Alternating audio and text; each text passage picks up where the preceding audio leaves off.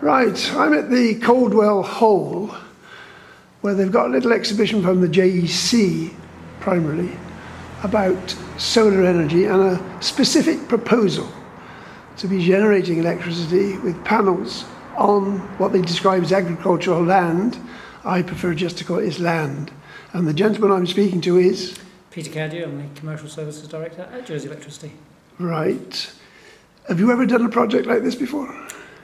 We've not done one of these in Jersey, No. so this will be the first ground-mounted solar array of this scale in Jersey.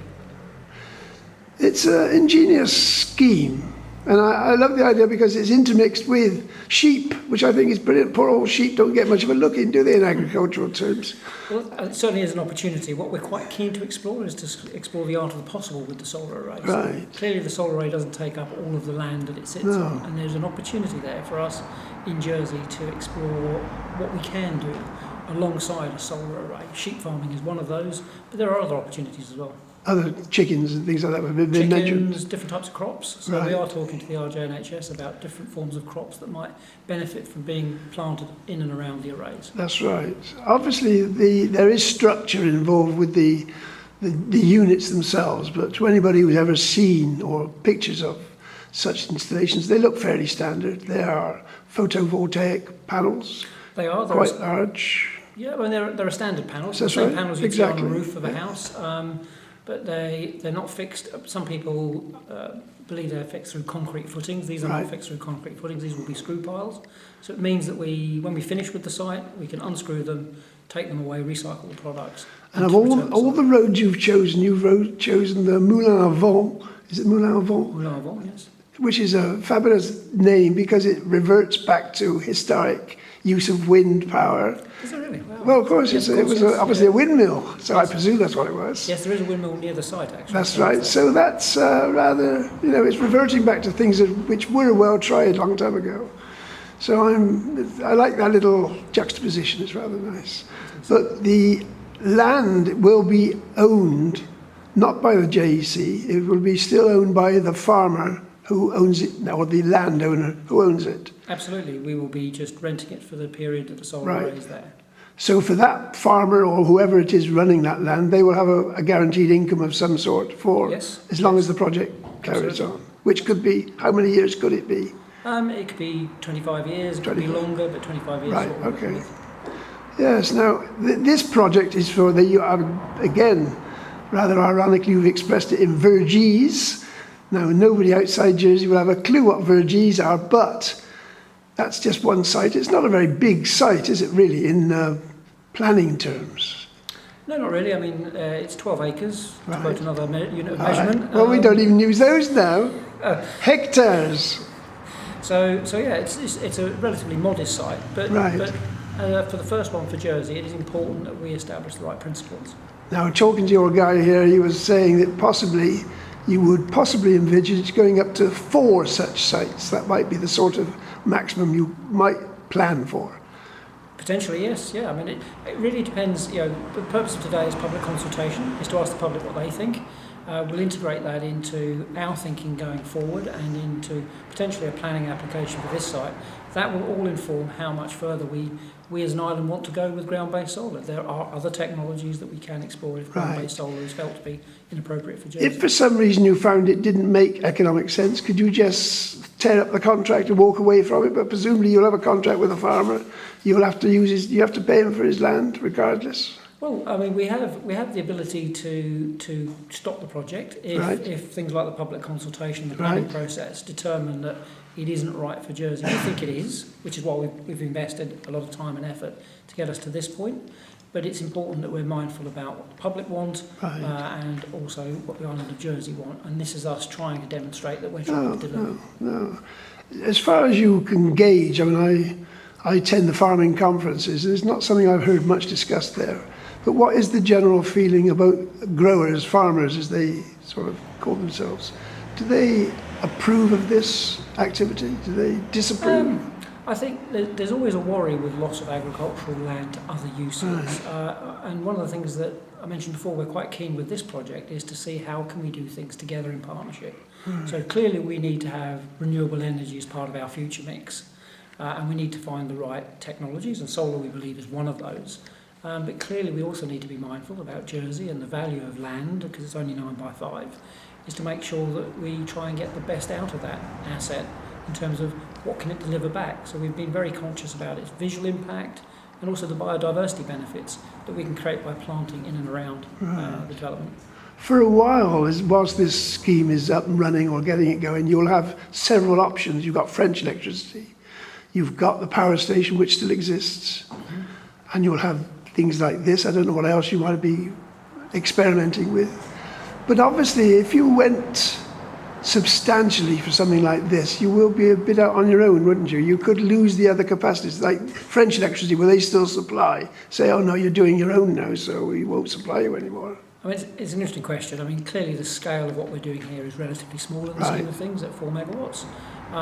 We have 3 interconnector cables into the European grid, and we procure the majority of our energy through that arrangement.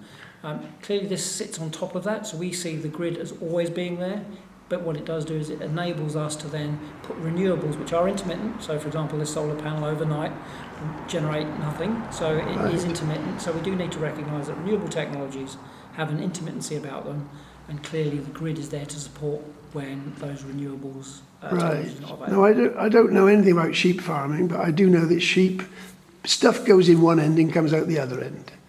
Around these units, if you've got sheep putting stuff out the other end, what happens? How do you get rid of it or collect it? Or well, I mean, that's why we look to making sure that the land is managed properly. So there will be a management agreement in place. So clearly, whatever we do, sheep farming is only one of the options that we're exploring. But it's been proven in other jurisdictions, so we're not trailblazing here with regards to sheep and solar panels. But there are other products and other growing plants and agriculture that we might consider as more appropriate because of Jersey's climatic conditions. Does the sheep manure have a use, or is it something that's got to be got rid of? I'm no sheep expert, I'm afraid. So because the other little creatures that you were thinking about, which was mentioned, was chickens. Well, of course, chickens produce eggs. Now, how could you manage? I mean, knowing what chickens are like, you don't know where they're going to lay the eggs, do you? If they're free-range chickens running around, how do you manage those? How do you collect the eggs? Absolutely. So I think we will need to work through the plans when we know what it is exactly we're doing. The key thing for us is, first of all, let's get the project secure. Right. How far down the line are you with that? From initially, what does the planning office, if there is such a thing these days, what's their response? The feedback from all the key stakeholders has been really positive. So, because we've been open and honest and upfront, and also because we've taken on board the comments we've received, we're trying to get the balance right so that we hope there'll be no surprises as we move further down that process, because we've engaged with all the key stakeholders. Right, this is a very quiet suburb, St Clement. There's not a lot going on in St Clement, so you're not going to get great surges of demand except when Coronation Street comes on and off. That's about the limit. Now you can cope with that sort of domestic supply during the daytime, presumably with an installation such as this, or will you have to accommodate, will you have to make special provision because these things are going to cut in and out? No, by their very nature they're intermittent, and as I said, the grid is there to step in when there is gaps in that intermittency. So we've got a robust grid, we've got a lot of headroom in that grid, so we're quite comfortable that the grid can pick up the gaps in between, but clearly we do believe that renewables have their place in the energy mix. Right. The cost of the product at the end of it, left to your own devices, will the electricity for the customer be cheaper or more expensive? Well, one of the things that we always keep in mind is the cost to the customer. So clearly there are a whole range of renewable technologies, tidal technologies and other technologies you hear bandied around, and clearly what we have to do is make sure we're making the right investments at the right time, but don't put undue pressure on tariffs for customers. And that's key for us, is to maintain tariffs where they are. I'm watching the Sambria development at sea. I can see it out of my window, and obviously that will reach capacity. That will be developing in a couple of years, I presume. You're obviously keeping an eye on it.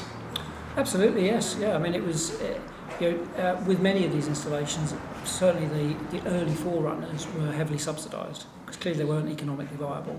We don't have subsidy regimes here, we're not part of the European Union here, so clearly we've got to make sure that the economics of any investment stack up on their own. Hence why we started with solar. But we do think offshore wind has its place, and it is an emerging technology now that is becoming cost competitive with others. So certainly see it as something for the future. I've noticed that you've got a sort of a zonal map there just showing how it won't, your installations on this site, for example, won't interfere with adjoining properties. There's no noise issue, but obviously there could be traffic implications. There could be interferences of one sort or another, but you're keeping them sufficiently far away. But is there not a danger that will sort of sterilise the area adjoining one of your installations? Not really, don't think so. No. I think we consider a lot of aspects when we shortlist a site. So we do consider a lot when we're shortlisting. And the other thing is the people who actually do have to work on these sites, where will they be housed anywhere near, or is that part of the provision? Well, they don't need housing per se because they'll come from the local skills populace.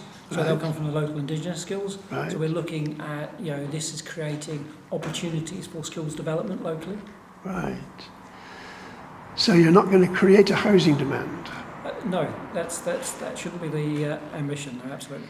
Okay, well, I've asked enough silly questions. You got anything you want to tell me? No, but maybe you should have been a reporter. Maybe. Who knows? Thank you. Thank you.